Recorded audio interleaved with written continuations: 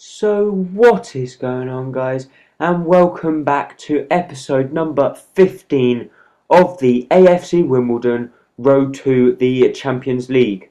And as you can see, the first thing you probably would have noticed on this video is that the thumbnails have been changed. So the reason why the thumbnails have been changed is thanks to you guys, because I now have the partner. The video, I will be uploading a video shortly announcing that and giving the thank you to a few certain people. But we're going to start off this episode here, and at the start of this episode the transfer market was open and we did get a offer, I believe, for Stacey Long, but we were not going to accept anything for Stacey Long unless they were prepared to pay a lot extra. And we decided to add Sammy Moore to the transfer list because of he wasn't happy, he didn't want to sign a new contract for me, even though he was the best player that I actually own. I just didn't want someone playing for me that doesn't want to be honest, because he wasn't playing that good. I didn't want to play him, I was playing Harris instead, but that's nothing against Harris, as he has been playing absolutely magnificent. And even though if he does go, even if Sammy Moore does go, I will not be bothered one little bit because of, well, just because I won't. Because then I'll play Harris nearly all the games. So, as you know, we're getting close to transfer period. We have not got a lot of money to spend. So, well, a lot of money. We've got less than 100,000. So we're not going to buy anyone unless we get a bid in for Sammy Moore. But what I was hoping that might happen was that we might be able to buy Benzia, that's 800,000. So then we'd own our own striker and try and build him up. But I don't think we're going to be able to do that anyway, because I don't think anyone in this league has 800,000 to buy Sammy Moore, to be honest. So what I was hoping is that someone that would come in from League One or the Championship to buy that. And I'm sorry, that was my phone. So that is the ringtone that my phone has. Well, no. Okay then. So we now go into this first game against York at home, and as you see there, we've changed up the squad a little bit. As you see, as I mentioned before in some of the videos, I do not want to put in full fitness players, like, for example, as you saw there, Merrifield and etc. were fit, but I didn't want to put them in because they're not as good as my other players.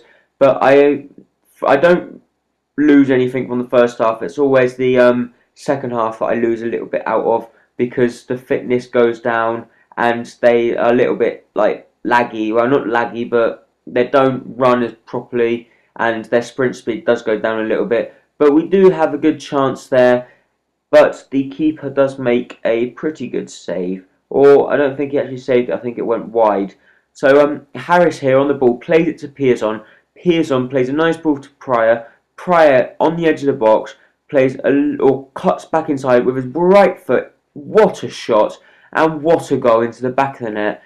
With an absolutely amazing goal from Pryor in the 51st minute to put us 1-0 up, which I was very, very delighted about. With that, I believe that was Pryor's first goal, or maybe that might be his second goal for us, and hopefully that is his second goal of many.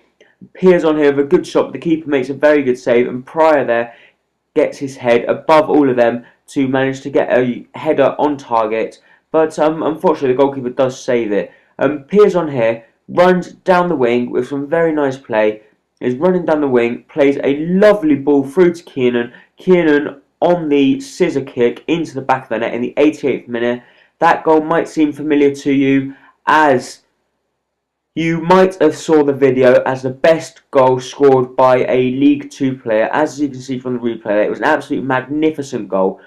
So that was how that game finished, to be honest, with Kiernan and Pryor both getting a goal to put us 2-0 up, and it finished 2-1, 2-0, and Pryor got man of the match. We got another transfer offer for Stacey Long.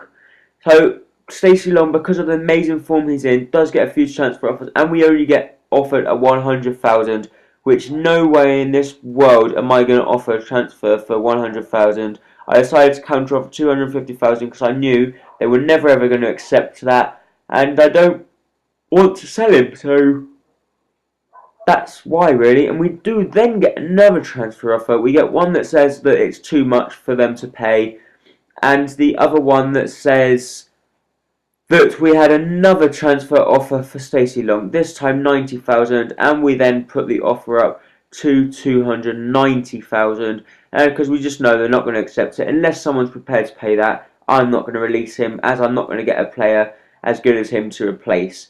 Our next game was in the FA Cup against Everton at Goodison Park. As you know, in the Carling Cup, we beat Everton in the quarter-final, and we beat them 2-1 to get through into the semi-final.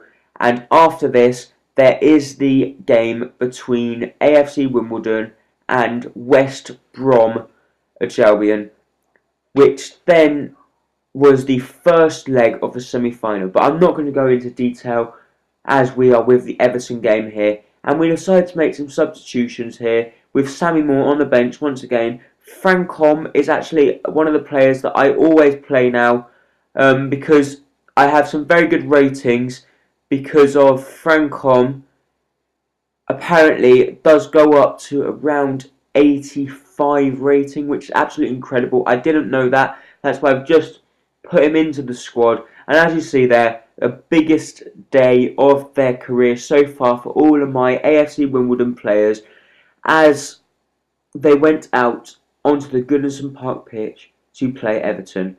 And Lucas Pearce on there with an absolutely wonderful shot, but a very good save from Tim Howard here. Stacey Long puts a nice ball in, Haynes Brown with the header. Bennett comes back across and the ball does get clear. We get another corner and Tim Howard makes another very, very good save. But they managed to get the ball clear to Yacine, but Tim Howard down low to save that there. Lucas Pearce on here on the edge of the box plays a nice ball or cuts back inside, has a nice shot, but Tim Howard once again makes a very good save. And they did then clear the danger, but Yacine down the wing, cuts back inside, played it to Harris. Harris with a beautiful shot, but Tim Howard once again with an absolutely magnificent save. They did play it a little bit risky there, but they managed to get the ball away. Yacine to Long. Long back inside to Jolly. Jolly into the back of the net. 1-0. 69 minutes. We had done it. We had gone 1-0 up against Everton in the FA Cup, and we looked like we were going to get the double over Everton. We knocked them out the Carling Cup. Could we then go on to knock them out of the FA Cup? Long here, a little bit lucky, and look at that for a goal. That is absolutely incredible, and that is the reason why I do not want to sell Long. He has got 10 goals in all competitions, and he's a midfielder. He's got a better record than a lot of my strikers, so you cannot fault him at all. And in the 90th minute, Kiernan here, we were still on the attack. Jolly cuts back inside, plays it to Long. Long cuts back out, comes in, plays a nice ball to Jolly. Kiernan here cuts back inside, plays it to Pearson. Pearson with a nice shot. Harris with a good save, and Long there into the back of the net once again with 11 goals in all competitions to make his record even better, to put us 3-0 up against Everton in the FA Cup to knock them out of the FA Cup. But the game didn't finish there. Straight from the kickoff, Everton did show a little bit of their class here. With going through Fellaini, they did play a nice ball from Coleman to Osman. Osman plays some nice skill, plays a lovely ball through to Jelavic. Jelavic here with a nice ball across to make Fellaini score in the 90th minute. I wasn't too bothered, to be honest. It was just a consolation goal for them. And as you saw there, straight from the kickoff, the referee blew the whistle. And we won 3-1 away from home against Everton. We managed to do the double over them and to knock them out of not just the Carling Cup, but now the FA Cup. Our cup run still continued in the FA Cup, and we were going to see now if it could continue any further in the Carling Cup semi-final. we went into this match hoping to try and get something, as it was away from home, but our players were a little bit weak. But it was away, so we wanted to try and get the crucial away goal. But we did go into this match with not very high expectations, considering we are a League 2 side and they are a Premiership side, and it's absolutely incredible that we managed to get into the Carling Cup semi-final as a League 2 side, and to have the cup run we have had in the FA Cup and the cup run we still have, as we are still not knocked out, as you saw from that last video of that last game, that we beat Everton. So we went into this match here still making some substitutions, because I wanted to try and get the strongest team I possibly could out of this. So we go into this match here. It was going to be a rainy match, but they put out a very good side through Odemwingie, Thomas, Brunt, Jacob, Balumbu, Popov, Dawson, Foster. They brought out a very, very good side, or their strongest side, I should say, really, because, well, there's not much you can say. It is their strongest side. So we did really want to try and get an away goal, but we were going to quite risking it, to be honest, because it was a hard game for us, and we had a match 2 games after in the league.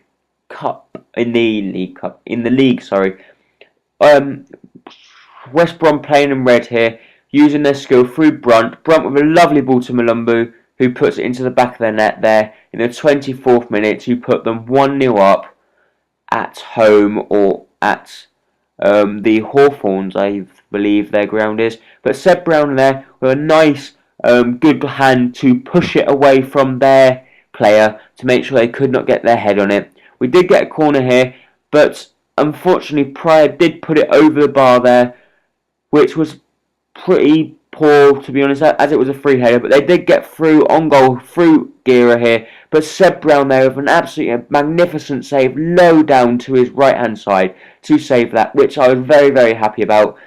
But to make sure that we definitely weren't down and out of it. And Lucas Piazon cuts back inside. This was our opportunity, and he missed. That was a pretty simple opportunity for Piazon there, considering his standard, but he did miss. And Foster there making a comfortable save in the 87th minute, just to make sure that we did not get the goal that we desperately needed.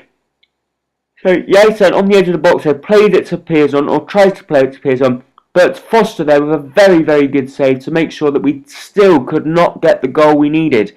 We did get the corner here through Yashim. We put the ball in the box. Could we get to it? No, we couldn't. The ball come back to Obeng. Obeng played it to Bennett. Bennett tries to do something but loses the ball. And the referee then blows the final whistle. So we lost 1-0 in the first leg of the semi-final. So we're coming to the end of this episode, so please do not forget to like, comment and subscribe, and hope to see you on next time, whatever that episode might be. And don't forget, you can also follow me on Twitter. So visit my homepage and follow me. Bye bye.